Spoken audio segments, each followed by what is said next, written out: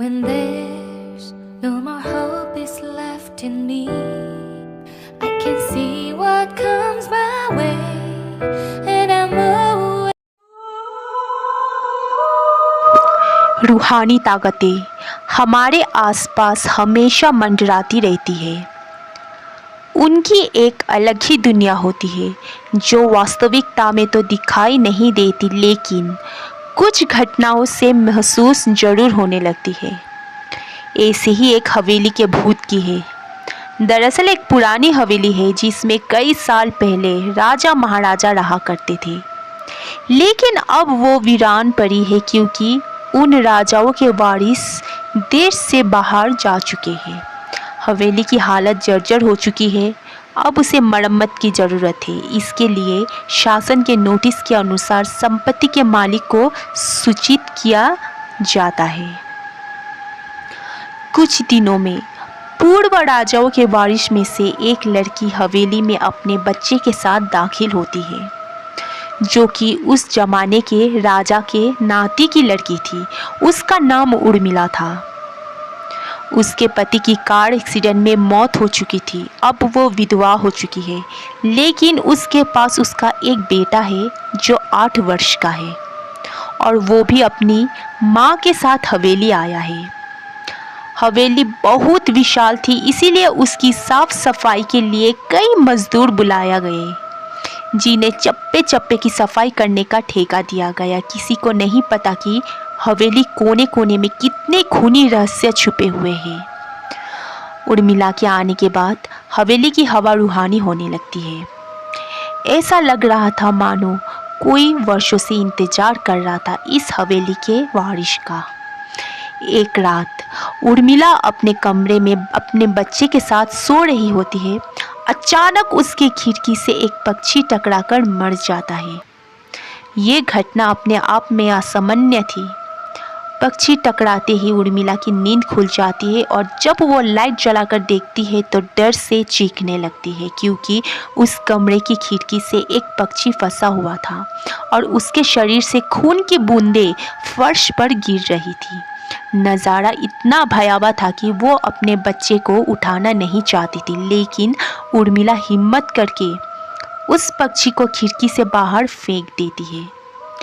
लेकिन इसके बाद उसे रात भर नींद नहीं आती और वह सुबह तक जागती रहती है। दरअसल वो जानना चाहती है कि ये किसी की शरारत तो नहीं।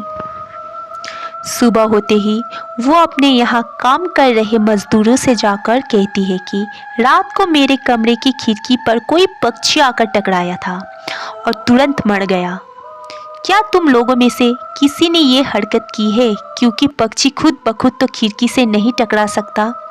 मजदूर कहते हैं, नहीं, हमने तो खिड़की से नीचे किसी पक्षी को मरा हुआ नहीं देखा। हम तो अभी वहाँ से चले आ रहे हैं, और जब सभी जाकर देखते हैं तो वहाँ वो पक्षी नहीं होता। उर्मिला घबराने लगती है कि ये क्या, यहाँ तो पक्षी होना चाहिए या कम से कम खून की कुछ बूंदें दिखनी चाहिए, लेकिन यहाँ पर पक्षी का एक पंख तक नहीं पड़ा हुआ। उर्मिला सभी मजदूरों को कहती है कि हवेली में बहुत सी कीमती चीज़ें और मूर्तियाँ हैं, संभाल के साफ सफाई करना। मजदूर अपने अपने काम में लग जाते हैं। उर्मिला अपने बच्चे के साथ कमरे में टीवी देख रही होती है कि अचानक हवेली के छत से एक मजदूर नीचे गिरता है। उर्मिला को अचानक लोगों की आवाज़ सुनाई देती है। वो भागकर खिड़की से नीचे देखती है तो एक मजदूर की लाश पड़ी होती है। उर्मिला कमरे से नीचे आती है और इसके गिरने का कारण पूछती है। लोगों के जवाब अलग अलग होते हैं। कोई कह रहा होता है कि उसने खुद आत्महत्या की है, और कोई कह रहा था कि ये गलती से गिर गया है।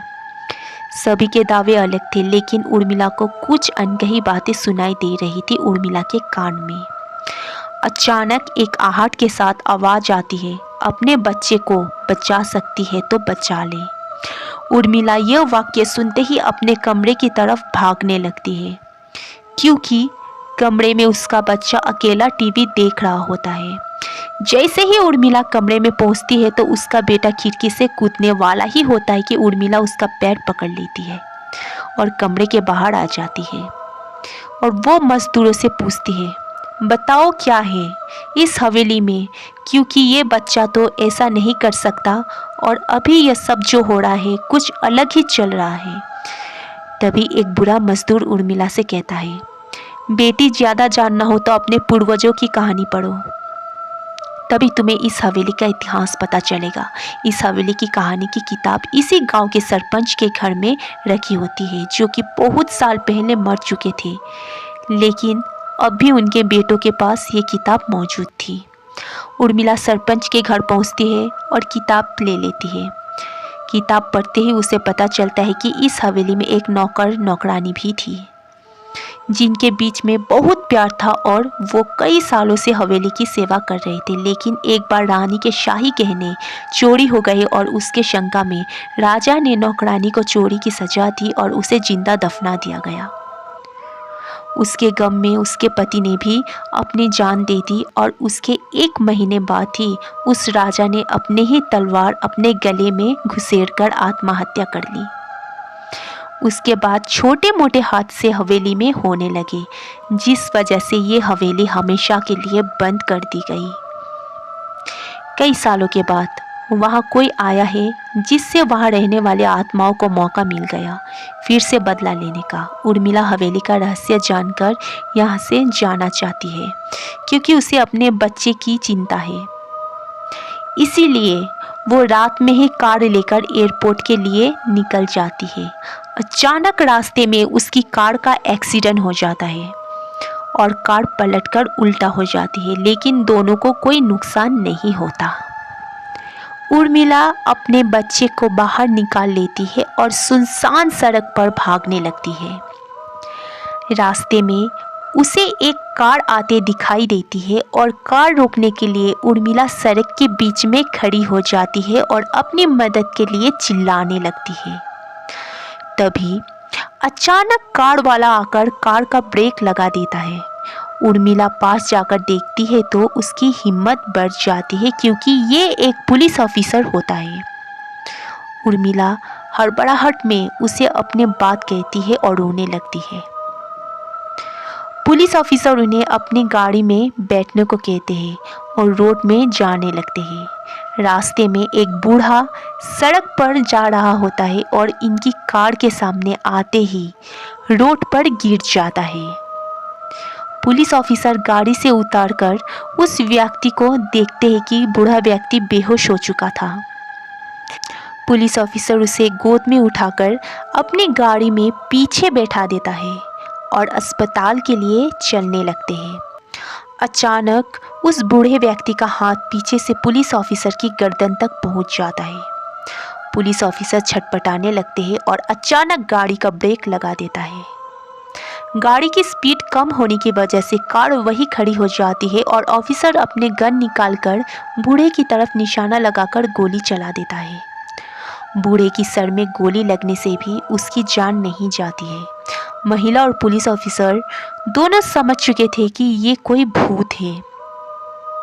भूत को देखते ही उर्मिला अपने बच्चों को लेकर बाहर निकल जाती है और इसी बीच पुलिस ऑफिसर भूत की पकड़ से अपने आप को छुड़ाने में कामयाब हो जाते हैं।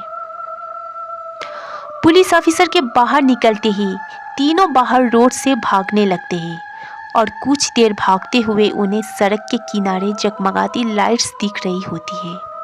पुलिस ऑफिसर उर्मिला से कहते हैं कि मैडम, ये एयरपोर्ट है, जल्दी चलिए। उर्मिला अपने बच्चों को लेकर एयरपोर्ट के अंदर पहुंच जाती है। एयरपोर्ट पहुंचते ही उर्मिला की जान में जान आ जाती है, क्योंकि पुलिस ऑफिसर की बहादुरी की वजह से उसके बच्चे की जान बच गई थी। लेकिन हवेली में भूतिया ताकतों का आधिपत्य अभी तक बना है और इसी के साथ खूंखार भूतिया कहानी खत्म हो जाती है। धन्यवाद। तो आज के लिए बस इतना ही। अगर आप लोगों को मेरा कहानी अच्छा लगे तो एक लाइक, शेयर, कमेंट कर देना और चैनल पे नए हैं तो एक सब्सक्राइब जरूर कर देना। तो मिलते हैं एक ऐसे ही अगली कहानी पर। तब तक के लिए आप सबको धन्यवाद।